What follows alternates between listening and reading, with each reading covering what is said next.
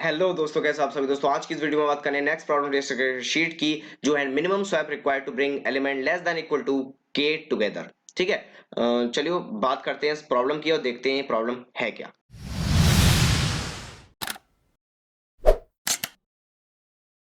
Problem कुछ इस तरीके से है। बेसिकली हमें एक एरे गिवन होगा हर बार की तरह, क्योंकि हम एरे की बात कर रहे हैं, और उस एरे में कुछ वैल्यूज होंगी, लेट्स से 1 2 5 3 7। ठीक है, और एक के इंटीजर आपको गिवन होगा, के इंटीजर आपको गिवन होगा, let's say it will be 3।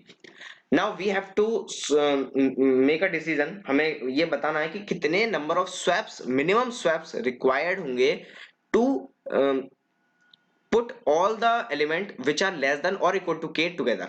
Basically मैं आपको सिंपली बताऊं, सिंपल भाषा में, हमें कितने नंबर ऑफ स्वैप रिक्वायर्ड है कि जितने भी के से छोटे या के बराबर एलिमेंट्स हैं उन सबको एक साथ लाने के लिए कितने number of swaps, minimum swaps required होंगे।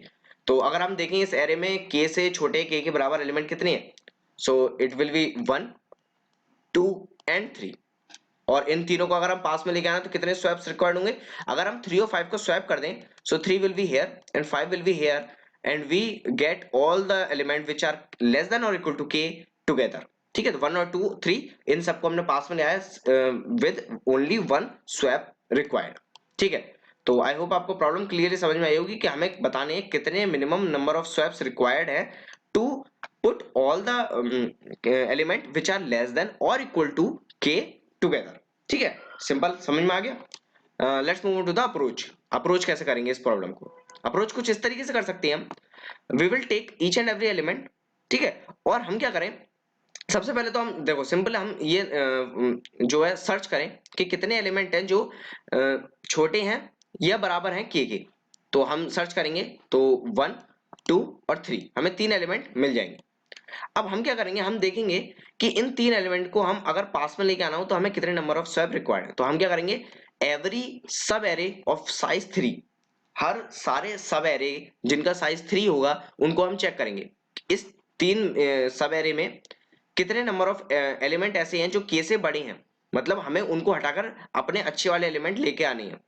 तो टोटल हमारे पास 3 एलिमेंट है पूरे एरे में, पूरे एरे में, कंप्लीट एरे में हमारे पास 3 एलिमेंट है जिनको हमें पास पास लेके आना है। तो हर 3 साइज के एलिमेंट, हम 3 साइज के सब एरे में हम चेक करेंगे कौन कौन से एलिमेंट है जो के से बड़े हैं, जो कि मतलब जिनको हमें उस सब एरे से हटाकर अपने करेक्ट एलिमेंट को लेके आना है। तो अगर हम पहले सब एरे में देखें तो 5 जो है वो गलत है, मतलब 5 की जगह पे कोई गुड वाला जो हमारी अच्छी वैल्यू है, जो हमारे छोटी होगी या बराबर होगी के से, उसको हमें लेके आना है। तो एक स्वैप रिक्वायर्ड होगा। ठीक है, अगले सब एरे की बात करेंगे हम 2 5 और 3। इसमें इसमें भी एक वैल्यू गलत है। अगले सब एरे की बात करेंगे 5 3 और 7, इसमें कौन कितनी वैल्यू गलत है, 5 और 7, यानी कि दो वैल्यू गलत है। तो मिनिमम ओवरऑल आंसर कितना आया, 1।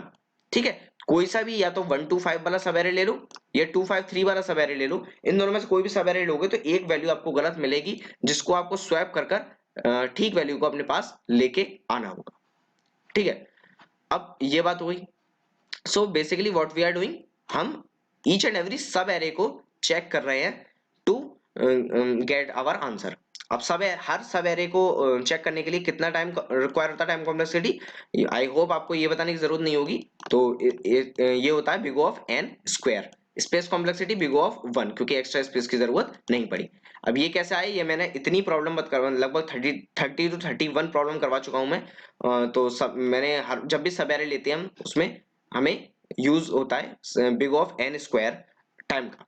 ठीक है, क्योंकि हमें दो पॉइंटर की जरूरत होती है, एक ith पॉइंटर जो स्टार्टिंग इंडेक्स का होता है, jth पॉइंटर जो मूव करता है to get the subarrays length. ठीक है, तो time complexity big of n square, space complexity big of 1। अब हम बात करते हैं, ये तो हो गया हमारा brute force approach. Now we have to solve for the optimal approach. Array की क्या वैल्यू थी, 1 2 5 3 7, आई होप यही वैल्यू थी। चलो, तो अब हम कैसे कर सकते हैं, अब आपको याद होगा कि स्लाइडिंग विंडो टेक्निक हम यूज करते हैं। स्लाइडिंग विंडो टेक्निक को हम यहाँ पर भी अप्लाई कर सकते हैं। कैसे करेंगे उसको अप्लाई, बहुत सिंपल है, क्योंकि इससे पिछली वीडियो में भी हमने स्लाइडिंग विंडो टेक्निक यूज करी थी। तो sliding window technique is very very important, हमें काफी ज्यादा जरूरत आती है उसकी। कैसे करेंगे, सबसे पहले तो वही अप्रोच, गुड वैल्यूज को जो गुड वैल्यूज मतलब मैं आपको शॉर्ट बता देता हूँ क्या एब्रिविएशन यूज कर रहा हूँ। गुड वैल्यूज मतलब जो के से छोटी है के बराबर है। बैड वैल्यूज मतलब जो के से बड़ी है, क्योंकि हमारे लिए गुड वैल्यूज जो हमारे आंसर को दे और जो बैड वैल्यूज जो हमारे आंसर को नहीं दे पा रही। अब के से छोटी वैल्यूज गुड वैल्यूज कितनी है पूरे एरे में ये हम काउंट करेंगे। तो 1 2 and 3, so overall there are 3 good values. ठीक है। अब विंडो कितने साइज की होगी, कॉमन सेंस यूज करिए, विंडो कितने साइज की होगी जितनी गुड वैल्यूज है। So this will be our window. अब क्या करेंगे, अब इस विंडो में देखेंगे कितनी बैड वैल्यूज है, कितनी बैड वैल्यूज है। सो ओवरऑल इस विंडो में हमारे पास एक बैड वैल्यू है जो कि है 5। ठीक है। अब now we have to slide this window. Slide करने का क्या मतलब है, हम इस पॉइंटर को आगे बढ़ाएंगे और इस पॉइंटर को आगे बढ़ाएंगे, एक एक पोजीशन से आगे बढ़ाएंगे। तो स्लाइड करने के बाद स्टार्टिंग वैल्यू ये रही और एंडिंग वैल्यू ये रही, मतलब अब हमारी विंडो ये हो जाएगी 2 से लेकर 3 तक। सो अब हम स्लाइड कर रहे हैं। सो हमें देखना है कि अगर जो हमने विंडो में पहले ले रखा था एलिमेंट अगर वो भी हमारा बैड वैल्यू थी, so we have to reduce that bad value. Sorry यहाँ पर 5 नहीं आएगा, सिर्फ एक बैड वैल्यू है। We have to reduce that bad value. अगर यही लेट्स से कि हमारी इस विंडो में ये वाली बैड वैल्यू होती, तो अब जब हम इस वैल्यू को कंसीडर नहीं कर रहे हैं अपनी करंट विंडो में, so we have to reduce our bad value. समझ रहे हो। और जो अगली विंडो को हम जिसको एलिमेंट को हम कंसीडर कर रहे हैं अगर वो बैड वैल्यू है, so we have to increase our bad values value. अब करंट विंडो में कितनी बैड वैल्यू है, तो पहले 3 थी, और क्या ये वाली बैड वैल्यू है, जी नहीं। सो वी 3 ही है, सॉरी 1 थी, तो अभी भी 1 ही है। और इस वैल्यू को हमने नया कंसीडर करा है, तो क्या ये बैड वैल्यू है, जी नहीं। सो अभी भी 1 ही है जो कि 5 है हमारी बैड वैल्यू। ठीक है। फिर से स्लाइड करते हैं, स्लाइड करा तो अब हमारी विंडो क्या हो गई 5 से लेकर 7 तक, 5 3 और 7। तो क्या 2 हमारी बैड वैल्यू थी, जी नहीं।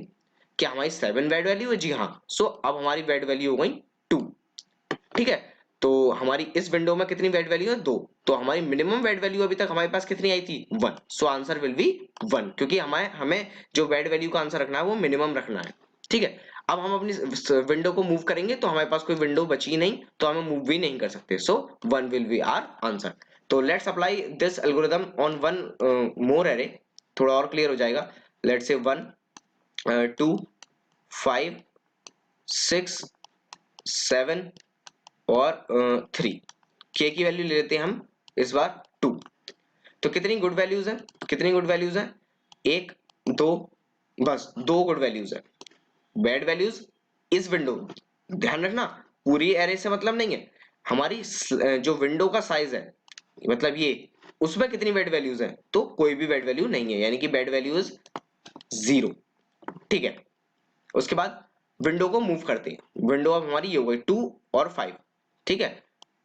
इसको मैं थोड़ा क्लियर करता हूं, 2 और 5 वाली विंडो। तो क्या 1 बैड वैल्यू थी, नहीं।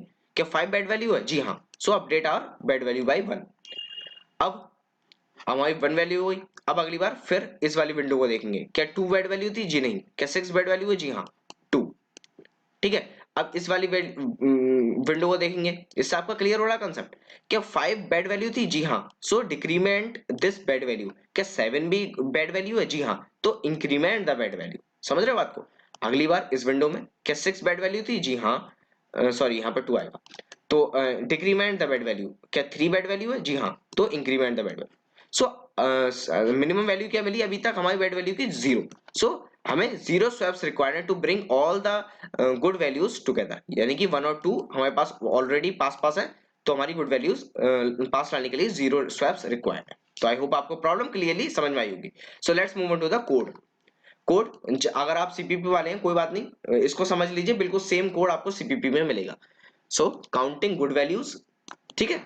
जैसे हमें के से छोटी बड़ी बराबर वैल्यू मिल गई, काउंटिंग गुड वैल्यूज। और उस विंडो में यानी कि 0 से लेकर गुड तक उस विंडो के साइज में सारी बैड वैल्यूज काउंट कर रहे हैं हम। उसके बाद लूप चलाया हमने जब तक हमारी जो लास्ट पॉइंटर है यानी कि विंडो का लास्ट पॉइंटर जब तक n से छोटा है।